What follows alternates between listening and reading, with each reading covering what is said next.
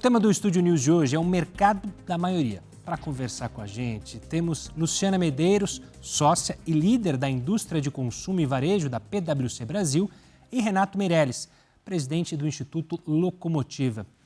Primeiro, eu queria dar meu olá e agradecer a participação aqui conosco, Luciana. Obrigado pela participação. É um prazer. Renato, obrigado também pela participação aqui conosco para falar sobre um assunto tão importante. É um prazer enorme estar aqui com vocês, dividindo um pouquinho desse estudo bem bacana da PwC com Locomotiva. Bom, vamos começar primeiro explicando o termo. O que significa mercado da maioria? Quem que está incluso nessa denominação, digamos assim? Perfeito. Esse é um tema que todo mundo pergunta, né? Poxa, o que nós estamos falando sobre o mercado da maioria? Estamos falando das classes C, D e E da população brasileira e que corresponde a 76% da população.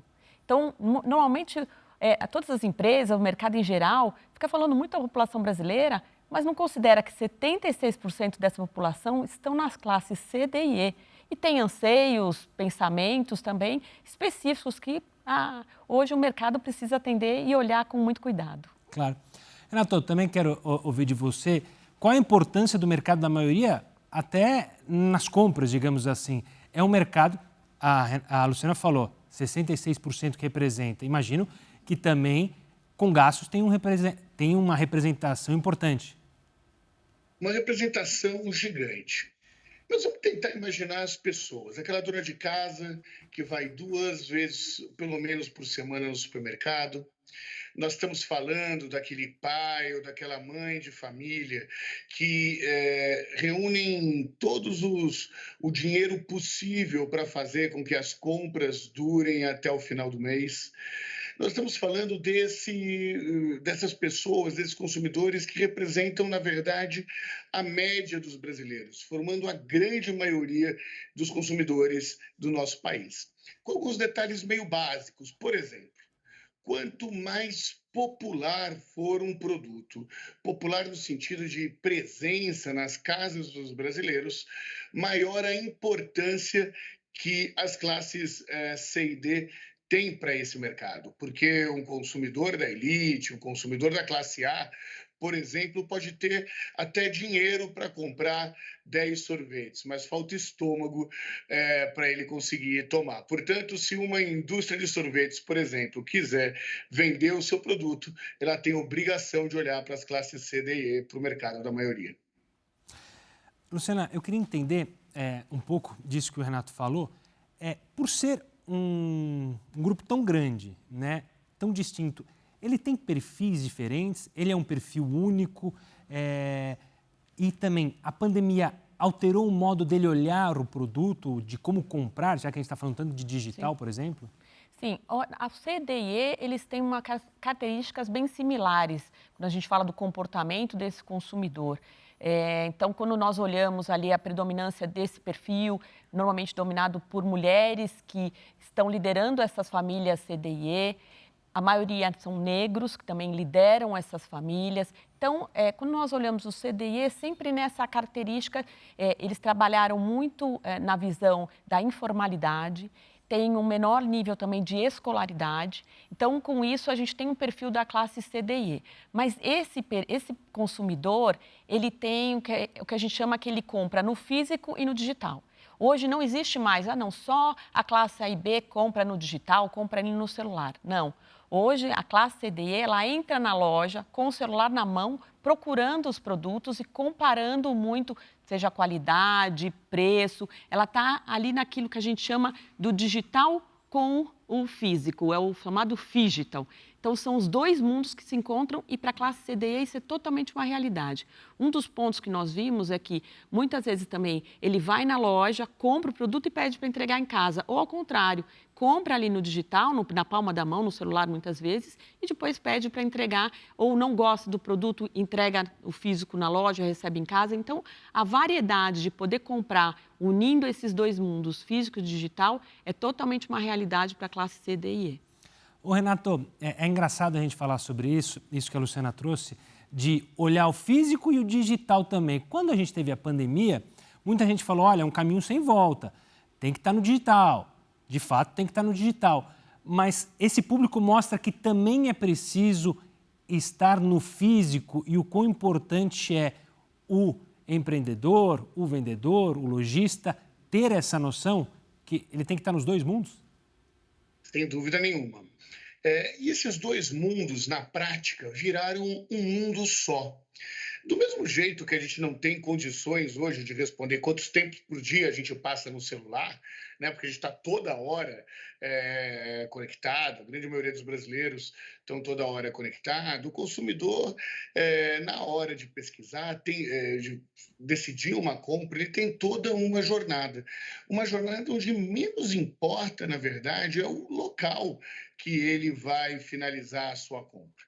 Né? Muitas vezes faz mais sentido ir até um shopping, realizar aquela compra, outras vezes chega muito mais rápido se ele usar um aplicativo de uma grande loja para fazer, ou de um grande marketplace para realizar a sua compra. O importante é a experiência desse consumidor ser única. A pesquisa mostrou que 2/3 desses consumidores falam que não conseguem mais comprar longe do digital comparado a 10 anos atrás. Então, uma empresa que tiver, na verdade, preocupada em atender o seu público tem que estar presente em vários ambientes. Agora, tem um outro detalhe. O detalhe do empreendedorismo através das plataformas digitais. A Luciana disse muito bem que parte considerável desse mercado da maioria não vem do mercado formal, não trabalha no mercado formal. Muitos deles empreendem. Eles têm vendem bolo de pote, fazem o seu boné e passam a vender pela internet. Tem o seu comércio, que também se beneficiou dessas novas tecnologias para conseguir fazer o seu produto chegar para um público que antes era inimaginável antes da pandemia. E acho que esse tema, quando a gente fala sobre a população da classe C, D e E como na pandemia a maioria não teve o home office, não teve o trabalhar em casa. Porque nessa visão do empreendedorismo, de ir lá vender o seu produto, podia ser digital, mas tinha que sair muitas vezes para ir vender o seu produto. Então, não teve questões específicas daquele, olha, não vou trabalhar em casa, vou ficar aqui fazendo reuniões online, não teve isso. Teve realmente uma ida e como aquela visão de que eu preciso me virar. Eu preciso fazer com que o meu negócio prospere, seja ele o bolo no pote ou qualquer outra questão ali ligada ao empreendedorismo e que eu podia fazer ali durante a pandemia, mesmo com as restrições de locomoção. Pegando um pouco do que vocês falaram, quando a gente cita experiência, olhando para esse público, tanto do lado do empreendedor quanto do lado do consumidor, além da experiência, o que a gente define como experiência? Porque muita gente pensa, olha, na hora de comprar, eu vou comprar o mais barato, ou aquilo que me dá o melhor custo-benefício. De fato, isso é uma verdade absoluta ou isso caiu por terra? Como é que funciona isso hoje em dia, até para quem vende para esse grupo e também quem é empreendedor e quem compra? Caiu por terra, exatamente isso. Era um mito da questão de só o preço que vale. É claro que o tema preço é um tema considerável e aí para qualquer classe social. Hoje em dia, a pessoa vai olhar realmente o valor daquele bem que você está comprando. Mas, na verdade, a experiência começa muito antes ali do momento ali do caixa. Ele começa com a experiência da escolha do produto, da loja. Como é que essa loja hoje ela está ambientada? Essa loja, o consumidor de baixa renda, ele se identifica com os próprios vendedores que estão na loja? Esse foi um ponto que nós buscamos na pesquisa. Ele tem que se identificar com os vendedores. Se ele não se identifica, ele ali não vai ter a vontade de comprar, porque ele não se sente à vontade para comprar. E outros temas, o fato do Brasil ter muitas regiões e particularidades, com diferentes climas, modos, costumes, sabores, hoje é muito importante de que, quando você olhar o Brasil do Sul, nossos pesquisados mostraram, do Sul é um, do Nordeste é outro. Ele vai gostar de uma loja que toca um tipo de música, que tem uma vitrine mais colorida, que também tem os produtos adequados para o seu sabor, seja mais apimentado ou não. Então, tudo isso também considera a regionalidade no nosso país, que é super importante para todas as empresas e para os consumidores se sentirem à vontade e querendo fazer aquela experiência de compra que traz um valor, que tem um sentimento também em relação a isso. Renato, também... Segurança. Por favor. Não, assim, segurança na compra é um ponto-chave que a pesquisa identificou. E o que é essa segurança na compra? É ter a certeza que ele não vai se enganar com a qualidade do produto. Porque um produto ruim é um produto que significa um dinheiro jogado fora. E esse mercado sabe no centavo o valor de cada produto. Ele não pode se dar o luxo de errar, e isso é uma excelente oportunidade para as marcas que conseguirem se posicionar para esse público, oferecendo toda a segurança que esse consumidor espera. Tem um outro processo que ficou muito claro na pesquisa, que produto vagabundo e baratinho não serve para conquistar o mercado da maioria. Esse consumidor escolhe, dentro do dinheiro que ele tem, né, disponível, as marcas que melhor entregam a qualidade e a percepção de rendimento que ele tem. Na verdade, nós temos consumidores que mudaram muito aí nos últimos 20 anos, que cresceram a sua escolaridade, que cresceram o seu poder de compra, que depois caíram sofreram com a inflação e que agora estão liderando a retomada da economia brasileira. Esse consumidor que passou por várias experiências aprendeu e fica muito mais exigente nesse novo momento da nossa economia. É isso que eu ia tocar no assunto, essa exigência. Muitas vezes a gente tinha a percepção que os vendedores ou as marcas não davam tanta valor para esse consumidor. Então apresentavam, como você falou, vocês falaram, produtos ruins, que quebravam rapidamente ou que não tinham uma qualidade duvidosa. Com esse aumento da escolaridade e até uma consciência maior dessas classes, a exigência está muito maior, Renato? Olha, eu não tenho dúvida nenhuma disso, né? Na medida em que esse consumidor se habituou a consumir categorias de produtos que antes não consumiam, a partir do momento em que ele virou hábito comprar produtos que antes eram exclusivos da classe A e B, a sua régua de exigência também mudou. E a pandemia fez com que essa régua aumentasse ainda mais. Eu vou explicar o porquê.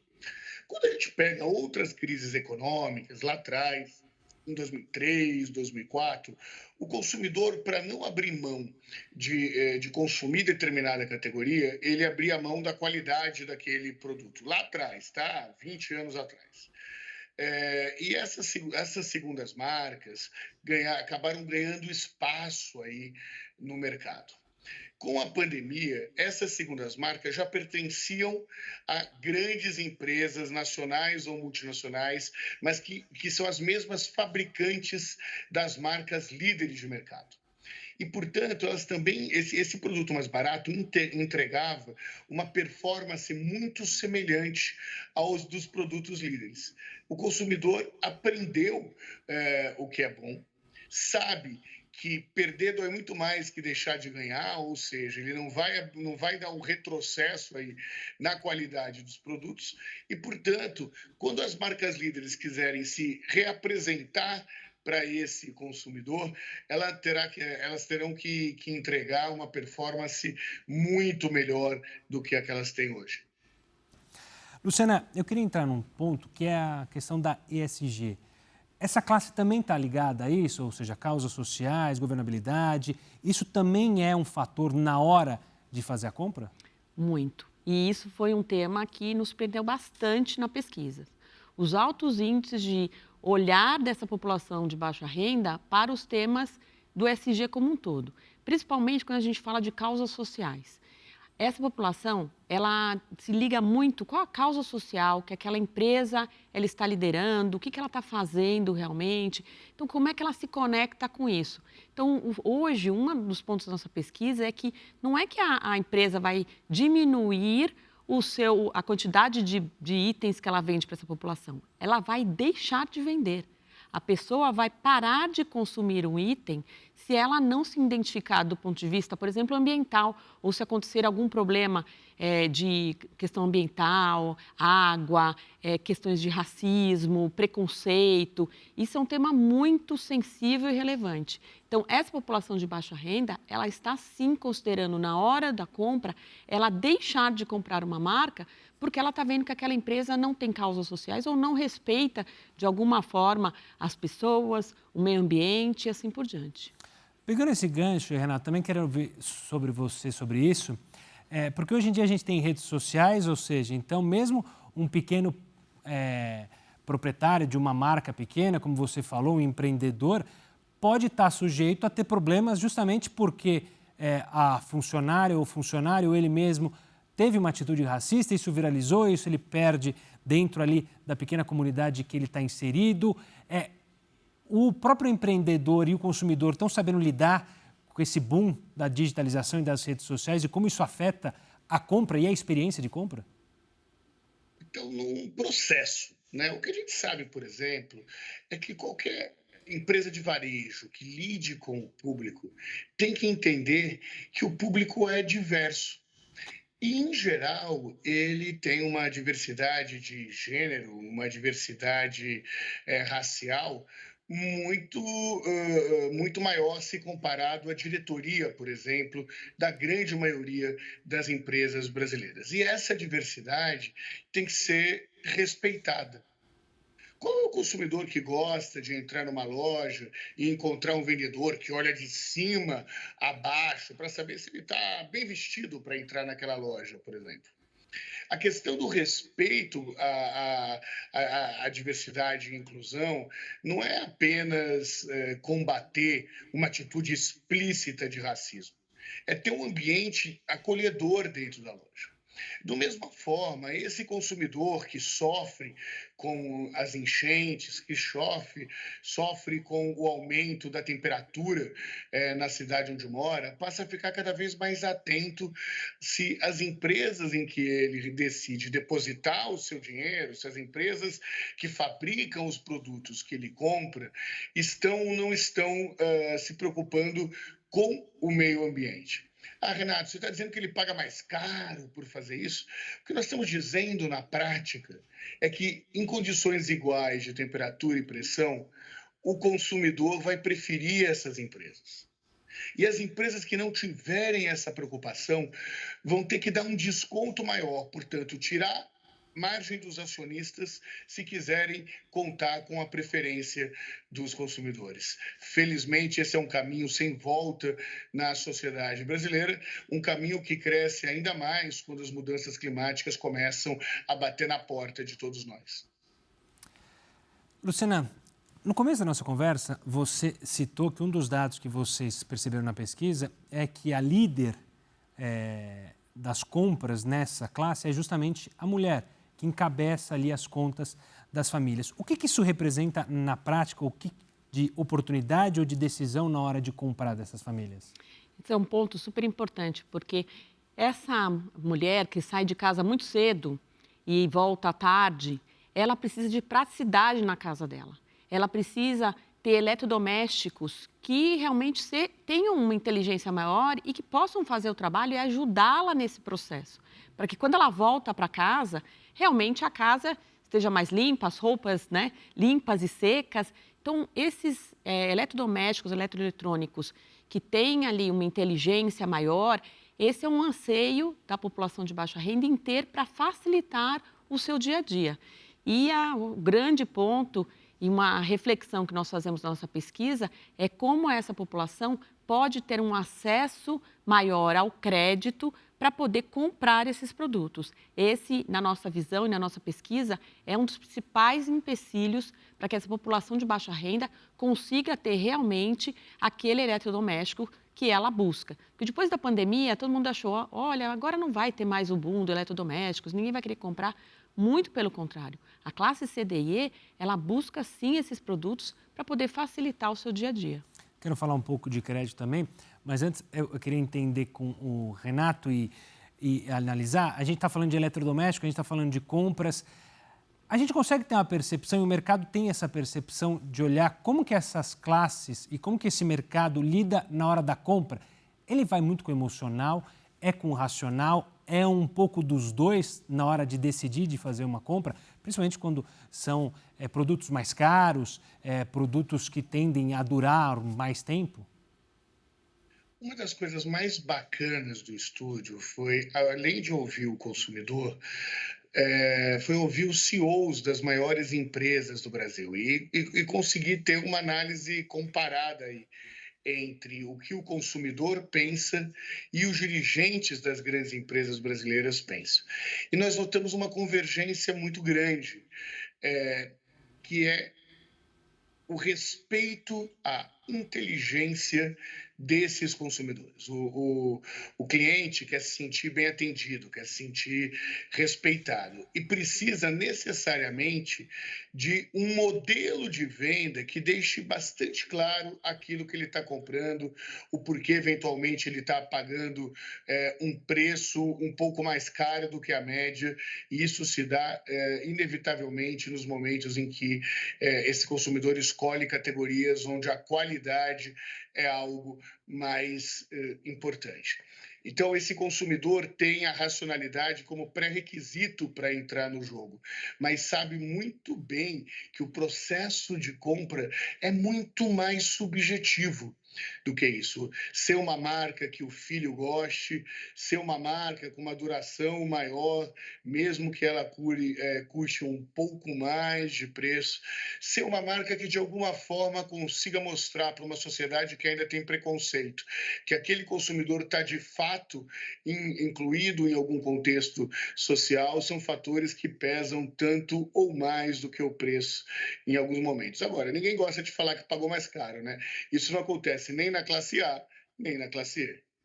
E você sabe que essa questão que a gente comentou no início de a classe C, D e E, ela não tem o poder de errar. Ela não pode errar para comprar o batom, ela não pode errar para comprar aquele sanduíche que ela guardou o mês inteiro para comprar aquele determinado sanduíche, porque ela não vai ter oportunidade de gastar aquele dinheiro de novo.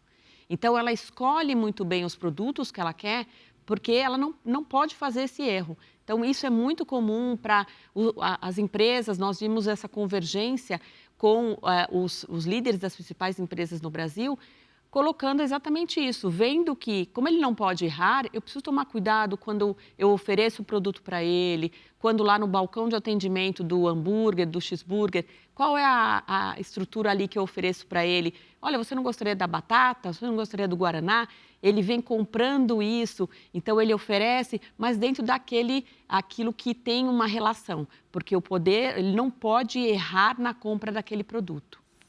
Luciana, você falou sobre a questão do crédito. A gente tem visto um boom de fintechs, até de bancos digitais, que conseguiram dar acesso a muitas pessoas que estavam até desbancarizadas e conseguem fazer compras que antes não conseguiriam. Isso é essencial para esse mercado? Há uma revolução de fato? Como que as empresas podem olhar para isso? O que você falou, da falta de crédito, mas que há desejo de compra. Isso está bem claro e há um caminho a se seguir, ou ainda é algo que o empresário fica receoso, se eu liberar crédito ou não liberar crédito, criar uma fidelidade? Como é que funciona isso para os dois mundos? Existe aí uma oportunidade enorme para ambos os lados, para que realmente tenha uma convergência da questão da liberação do crédito, seja num cartão de crédito ou mesmo num financiamento específico. Na nossa pesquisa, nós vimos indicadores altíssimos dessa população que não conseguiu consumir aquele produto porque não teve o limite aprovado, não conseguiu ter ali o limite do cartão de crédito e, com isso, não efetivou a venda. É claro que aqui a gente tem questões também governamentais, obviamente, de taxa de juros, mas também programas que foram feitos no ano passado que começam também a melhorar a situação, que é a renegociação de dívidas. Então, com isso, eu consigo ter uma liberação maior do crédito para que as pessoas possam voltar a consumir. E o consumidor brasileiro tem uma questão muito forte com a confiança. Se ele confia que ele pode pagar, ele não quer ser aquela pessoa que não paga, não é esse o perfil do consumidor. Ele realmente quer ver se ele pode pagar. E programas, o famoso, não quero ter o nome sujo no mercado. Então, ele ter a confiança com uma taxa de juros mais adequada, com realmente programas que eu possa facilitar depois uma dívida que vem de longo prazo ou vem até da própria pandemia e que possa fazer uma negociação, com isso ele pode liberar o seu crédito para consumir, por exemplo, eletrodomésticos, eletroeletrônicos, mas também um ponto que deu na nossa pesquisa sobre cursos. O consumidor das classes C, D e E, eles querem consumir cursos diversos ou cursos de idiomas. Esse é um ponto também de visão de longo prazo, nos próximos 12 meses, o que ele gostaria de consumir? A resposta foram cursos. Olha que interessante. Renato, eu queria também entender um pouco mais sobre essas tendências do mercado e também olhar um pouco para essas possibilidades novas que surgiram, se isso afeta alguma coisa na decisão de compra, sobre como comprar. Hoje em dia a gente tem Pix, a gente tem crédito, débito, o cheque não usa mais, né? Mas ainda está lá. O dinheiro, isso difere alguma coisa? Ter todas as possibilidades, por exemplo, oferecer todas as possibilidades para comprar, altera alguma coisa para o consumidor? Olhar, aquela marca me dá desconto no Pix, não me dá desconto no Pix, ela tem um cartão fidelidade que eu vou ganhar. Esse meio de pagamento também influencia na hora de decisão? Influencia e influencia muito, mas varia de acordo com a categoria do produto. Vou dar um exemplo aqui. Se você quer comprar uma panela, provavelmente um consumidor médio brasileiro consegue ter aquele dinheiro guardado. E aí, os 5% que ele consegue de desconto no Pix facilita muito esse processo de compra. E ao invés de ter que imprimir um boleto, por exemplo, como ele tinha que fazer antes, depois levar numa lotérica para pagar esse boleto, hoje ele resolve tudo isso no Pix. Por outro lado, os meios de pagamento que facilitam o crédito ainda não estão tão acessíveis como deveriam estar. E tão acessíveis nós podemos enxergar de duas formas. Do ponto de vista da penetração, ou seja, a quantidade dos consumidores que efetivamente têm esse cartão de crédito, e do outro lado, o limite que esse crédito oferece, né? Nós estávamos conversando aí um pouco antes sobre o processo de bancarização dos brasileiros, foi um processo liderado pelas fintechs e que cresceu muito na pandemia. Para quem está nos assistindo, imagine que antes da pandemia nós tínhamos quase 25% de brasileiros desbancarizados. Hoje esse número é de apenas 3%. No entanto, isso não significa que esse brasileiro tenha acesso a todos os outros produtos financeiros além da carteira digital. Ainda tem muito brasileiro sem cartão de crédito, ainda tem muito brasileiro sem acesso ao financiamento necessário para conseguir realizar a sua compra. E o que a pesquisa da PwC Brasil com Locomotiva deixou bastante claro é que se a gente consegue resolver os mecanismos de financiamento do consumo no Brasil, nós vamos ter um ciclo virtuoso na economia, com o consumidor contratando mais, a indústria produz mais, contrata mais gente, que gera mais emprego e dinheiro que volta para o consumo. Olha, infelizmente nosso tempo acabou. Quero agradecer demais a sua participação aqui, Luciana. Obrigado pela aula que tivemos aqui, entendendo desse mercado. É um grande prazer, um grande objetivo da nossa pesquisa, PwC, Instituto Locomotiva, realmente fazer essa reflexão sobre as classes C, D e E, que representam aí 76% da nossa população. Renato, obrigado pela participação também, foi um prazer e espero uma próxima vez para a gente retomar esse assunto e falar sobre outros assuntos também do mercado. Obrigado e até uma próxima. Prazer enorme estar aqui com vocês, prazer maior ainda estar dividindo essa entrevista com a Luciana. Um beijo e até a próxima. Ficamos por aqui com o Estúdio News. Eu conversei com a Luciana Medeiros, sócia e líder da indústria de consumo e varejo da PwC Brasil, e Renato Meireles, presidente do Instituto Locomotiva. Você já pode acompanhar essa nossa entrevista também pelo nosso canal no YouTube, Play Plus, e pelo nosso podcast. Eu espero você no nosso próximo programa. Até lá!